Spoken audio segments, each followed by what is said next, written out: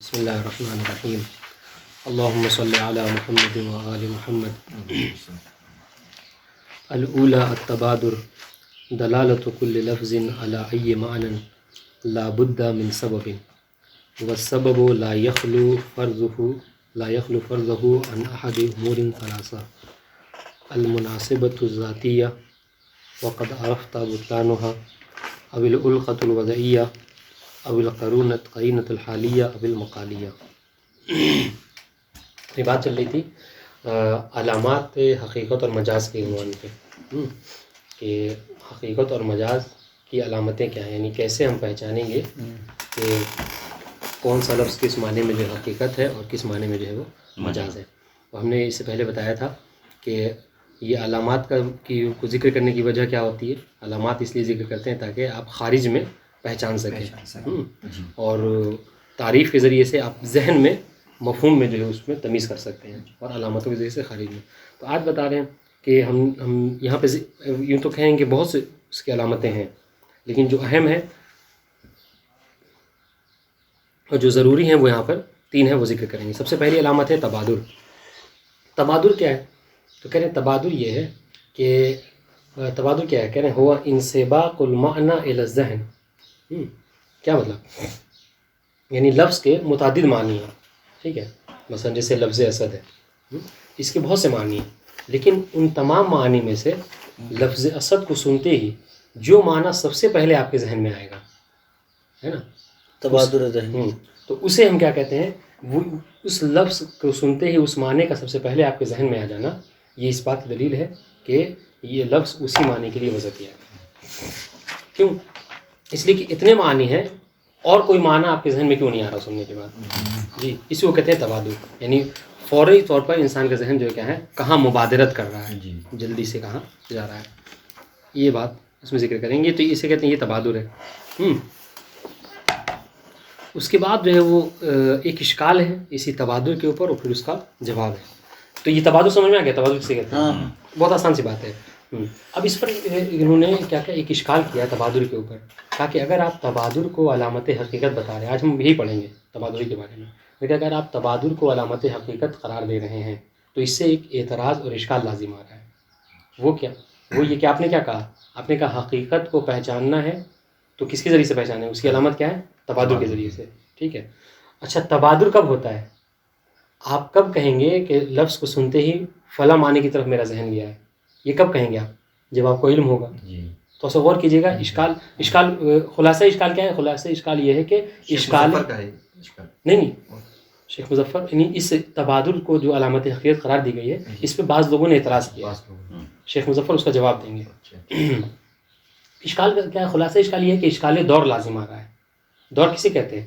دور کہتے ہیں توقف الشیء علی نفسہ ہی. ایک شے کا اپنے اوپر جو ہے الف متوقف ہے بے کے اوپر اور بے متوقف ہے الف کے اوپر، اسے کہتے ہیں. تو انہوں نے کیا کہا کہ اگر ہم نے کیا کہا، ہم نے کہا تبادر علامت حقیقت ہے، ٹھیک ہے. تو اب یہ اعتراض کرنے والا یہ کہہ رہے ہیں کہ اگر آپ تبادر کو علامت حقیقت کہہ رہے ہیں تو تبادر کب ہوتا ہے؟ جب آپ کو معنی کا علم ہو، ہے نا.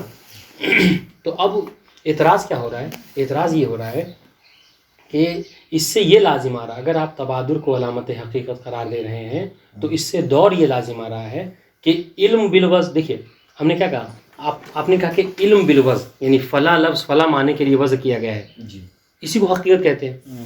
لفظ کا کسی معنی کے لیے، یعنی لفظ کا معنی موضوعہ میں استعمال کرنا، یہ اردو میں اس کی تعریف ہے نا، حقیقت کی. تو کہہ رہے ہیں کہ آپ معنی موضوعہ کو پہچانتے ہیں کس کے ذریعے سے؟ نہیں، تبادر کے ذریعے سے. تبادر کے ذریعے سے، ٹھیک ہے. آپ یعنی یہ پہچانیں کہ یہ لفظ یہ اس معنی کے لیے وضع کیا گیا ہے. آپ کو کیسے علم ہوگا اس کا؟ تبادر کے ذریعے سے، ٹھیک ہے. اور تبادر میں آپ کیا کہہ رہے ہیں؟ علم ہونا ضروری ہے. علم ہونا ضروری ہے. احسن تم. تو بات کیا ہوگی؟ تو بات وہی ہوگی کہ الف متوقف ہے بے کے اوپر، بے متوقف، یعنی آپ کہہ رہے ہیں کہ علم بالوضع متوقف ہے تبادر کے اوپر، ٹھیک ہے، اور تبادر متوقف ہے علم کے اوپر. تو یہ کیا ہے؟ یہ دور ہے. دور بات ہے، اور دور جو ہے وہ محال ہے، باتیں متوازے. یہ اشکال ہے، ٹھیک ہے. انہوں نے جواب دیا، کہا کہ یہ اشکال کہ علم بالوضع متوقف ہے دور اس پہ تبادر کے اوپر، تبادر متوقف ہے علم بالوضع کے اوپر، یہ اشکال لازم یہاں نہیں آتا. وہ کیوں نہیں آتا؟ وہ یہ کیونکہ یہ جو علم ہے اس میں فرق ہے، ٹھیک ہے، علم میں فرق ہے. یہ بات صحیح ہے کہ علم دونوں میں پایا جاتا ہے، ٹھیک ہے، لیکن جو علم ہے اس کی نوعیت میں فرق ہے. وہ کیا کہ ہمارے پاس علم دو طرح کا ہے. ایک ہے علم، آپ جانتے ہیں، ایک ہے علم تفصیلی اور ایک ہے علم اجمالی. تو انہوں نے کیا کہا، فرق کیا کہا کہ تبادر جس علم پر موقوف ہے وہ کون سا علم ہے؟ تفصیلی. وہ نہیں، وہ علم اجمالی ہے. نہیں، بس آپ کا اجمالاً، آپ عرب میں رہ رہے ہیں، آپ کو بس اتنا پتہ ہے کہ عرب جب بھی ماں کہتے ہیں، ماں، لفظ ماں سن کے تو وہ ایک طرح کا مائع ہے، یعنی پانی، اس کی طرف جو ان کا ذہن جاتا ہے. اجمالاً یعنی آپ تفصیل نہیں جانتے، ڈکشنری آپ نے نہیں کھنگالی ہے نا، آپ مثال طور پر پڑھے لکھے نہیں ہیں، اس طرح بس آپ یہاں مثال طور پر کوئی عامل ہے وہ جانتا ہے کہ مطلب ماں کہہ کے یہ لوگ یہ مراد دیتے ہیں. تو جیسے اور یا اس سے بھی ہٹ کے اب ایک اور بات آئے گی، یہ تو وہ شخص ہے جو عالم بالوضع ہے، جو جانتا ہے. وہ شخص جو نہیں جانتا ہے لیکن وہ بس استعمال دیکھ رہا ہے کہ جب بھی عرب جو ہے وہ چار آدمی کے بیچ بیٹھے ماں کہتے ہیں تو ماں سے فلاں جگہ فلاں چیز کو مراد لیتے ہیں. تو اب جیسے ہی لفظ ماں کو سنے گا تو وہ جو فلاں چیز کی طرف اس کے ذہن جاتا ہے، اس کے ذہن فوراً اس طرف چلا جائے گا. تو انہیں کیا کریں کہ تبادر کے لیے کیا ہے، علم اجمالی ہی کافی ہے، ٹھیک ہے جی. جبکہ علم بالوضع جس تبادر کے اوپر متوقف ہے وہ مراد جو کیا ہے وہاں پر علم تفصیلی ہے. بات واضح ہے؟ جی. تو یہ جب فرق ہو گیا تو پھر آپ کا یہ کہنا کہ ایک دوسرے کو متوقف ہے، یہ سوال دور لازم نہیں ہے. پھر اس کے بعد ایک اور بہت آسان یہی بات ہے اس سے ریلیٹڈ، کہا کہ یہ تو جو ہے ہم نے کہا کہ عالم بالوضع یعنی جو علم رکھتا ہے، ٹھیک ہے، جو پڑھا لکھا ہے وہ لغت وغیرہ کو دیکھ سکتا ہے تو پتہ چیک کر سکتا ہے نا، کہ مثال کے طور پر فلاں لفظ فلاں معنی کے لیے وضع کیا گیا نہیں کیا گیا کیسے پتہ چلے گا؟ کہا کہ آپ ڈکشنری دیکھ لیجئے، ہے نا، جو علماء لغت ہیں، اہل لغت ہیں، ان کے کلام کو پڑھ لیجئے. تو یہ ہو گیا عالم بالوضع کے حوالے سے. لیکن اگر کوئی عالم بالوضع نہیں ہے نا، جاہل ہے مثلا، نہیں جانتا ہے، تو اس کے نزدیک تبادر کہاں سے علامت حقیقت ہے؟ آپ تبادر کو علامت حقیقت کس کے لیے کہہ رہی ہے؟ تو عالم بالوضع کے، جو جان سکتا ہے، پڑھ سکتا ہے. لیکن اگر کوئی ایسا ہے جو جاہل ہے، نہیں جانتا، تو اس کا مطلب کیا ہے؟ پھر ان کے لیے تبادر علامت حقیقت نہیں رہے گی، ہے نا. تو کہا کہ جی ہاں، اس کے لیے بھی تبادر علامت حقیقت ہو سکتی ہے، لیکن وہ جو تبادر حاصل کرے گا وہ پڑھ لکھ کے نہیں حاصل کر سکتا، لیکن وہ استعمال کے ذریعے سے حاصل کرے گا. وہ جس معاشرے میں رہ رہا ہے وہاں پر کچھ الفاظ ہیں، وہ الفاظ دیکھتا ہے، سنتا ہے کہ اس الفاظ کو استعمال کر کے لوگ فلاں معنی مراد لیتے ہیں. تو اب جیسے ہی وہ لفظ سنے گا وہ جو فلاں معنی ہے اس کی طرف اس کا ذہن جائے گا، اس طریقے سے وہ استعمال کے اوپر. لیکن جاہل ہوگا تو جیسے ایک لفظ صلاۃ ہے، ٹھیک ہے، یہ حقیقت اس کے معنی دعا کے ہیں، لیکن نماز میں استعمال ہونے لگے، تو جو جاہل اسے تھوڑی پتہ ہے کہ اس کے اصل معنی دعا ہے، تو اصل معنی پھر صحیح سمجھے گا، تو صلاۃ کو ہی سمجھے گا، نماز کو ہی سمجھے گا. تو جو وہ سمجھ رہا ہے، جو استعمال دیکھ رہا ہے، بس اسی میں اس کے لیے تبادر ہو جائے گا. جی اب دیکھیے کہہ رہے ہیں دلالت کل لفظ علی ای معنی لا بد لها من سبب. کسی بھی لفظ کا کسی معنی کے اوپر دلالت کرنا، کہہ رہے یہ بلا سبب نہیں ہے، اس کی کوئی نہ کوئی وجہ ہوتی ہے.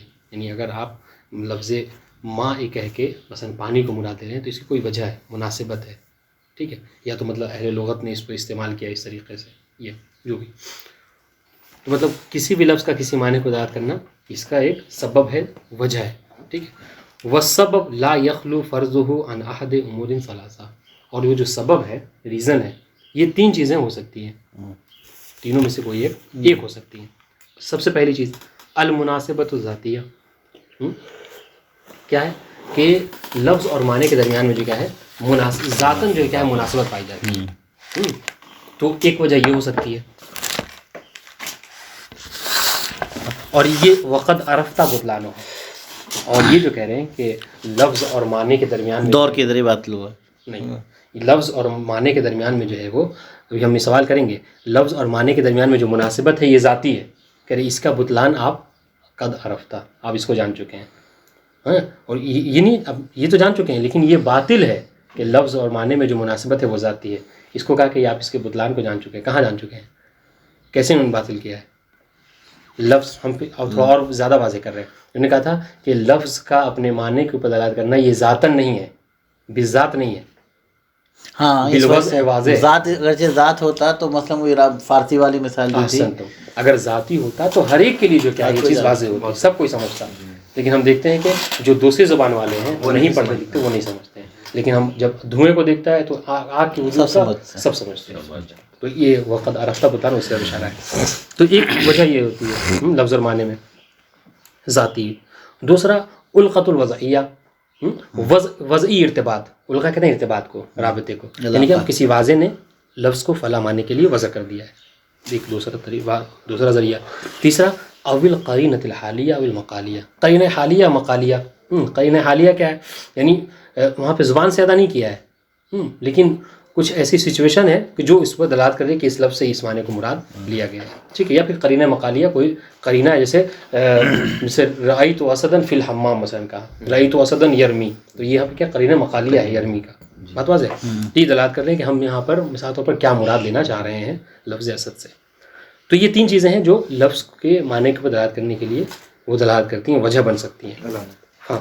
فَإِذَا علم ان الدلالة مستند الى نفس اللفظ من غیر اعتماد على قرینہ فإنه يثبت انها من جهة الخلقة الوضعیہ. بس اگر یہ جانا جائے، یہ پتہ لگے کہ جو دلالت ہے مستندۃ الی نفس اللفظ، کہ وہ دلالت جو کیا ہے خود نفس کی طرف اس کی نسبت دی گئی ہے. ٹھیک ہے. من غیر اعتماد علی قرینہ، اور لفظ کا فلاں معنی کی طرف نسبت دینے میں کسی طرح کوئی قرینے کا اعتماد نہیں کیا، کسی قرینے پر بھروسہ نہیں کیا گیا، کسی قرینے کا استعمال نہیں کیا گیا. بلا قرینہ لفظ کو کسی معنی کے لیے استعمال کیا گیا. ٹھیک ہے. فإنه يثبت أنها من جهة الألقة الوضعية. تو یہ کس وجہ سے ہوتا ہے؟ کہ اس سے یہ ثابت ہوتا ہے کہ یہ کیا ہوتا ہے، یہ القۂ وضعیہ کی وجہ سے ہے.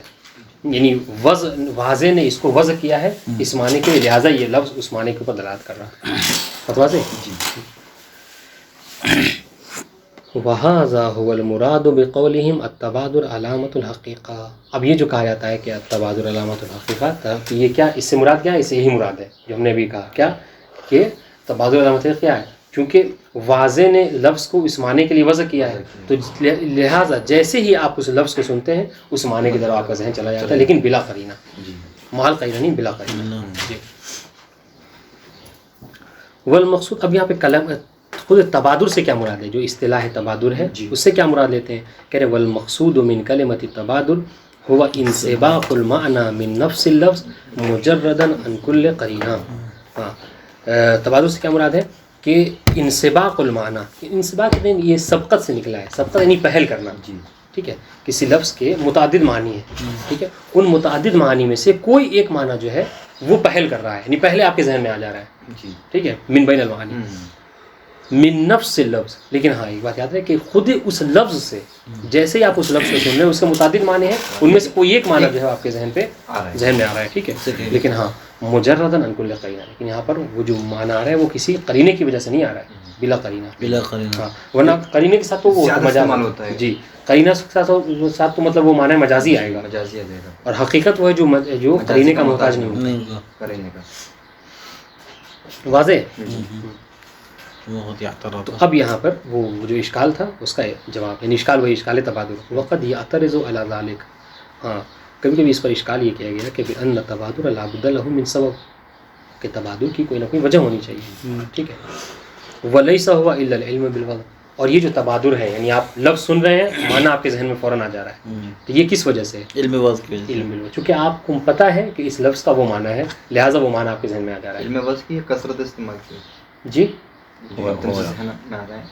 علم وضع کی جیسے قارئ نے کہا یہ کثرت استعمال کی وجہ سے آ رہا ہے فوراً ذہن میں. اگر اس اعتبار سے دیکھا جائے تو دونوں ایک ہی چیز ہیں. کبھی کبھی ہوتا ہے نا کہ انہوں نے کیا کہا، انہوں نے کہا کہ واضح کوئی ایک شخص نہیں ہے. جی. ہو سکتا ہے کہ واضح جو کیا ہے کوئی کثرت استعمالی کی وجہ سے لفظ جو وجود میں آیا ہو. انہوں نے کیا کہا اس سے پہلے، انہوں نے کہا کہ واضح کوئی ایک شخص نہیں ہے کہ جس نے لفظ کو فلمانے کے لیے وضع کیا ہے. کبھی کبھی ایک جمعیت ہے، اس سے ہو سکتا ہے. ولیس ہوا الا علم بالوضع، اور یہ نہیں ہے مگر یہ کہ علم بالوضع. ابھی واضح ہو سکتا ہے کہ وہ واضح وضع کرنے والا کوئی ایک ہو، یا ہو سکتا ہے کوئی جماعت ہو. لیکن اہم چیز کیا ہے کہ تبادل کا سبب کیا ہے جو آپ کے ذہن میں معنی آ رہا ہے، وہ یہ ہے کہ چونکہ اس لفظ کو اس معنی کے لیے وضع کیا گیا ہے، اس لفظ کا وہ معنی ہے. بات واضح ہے. جی.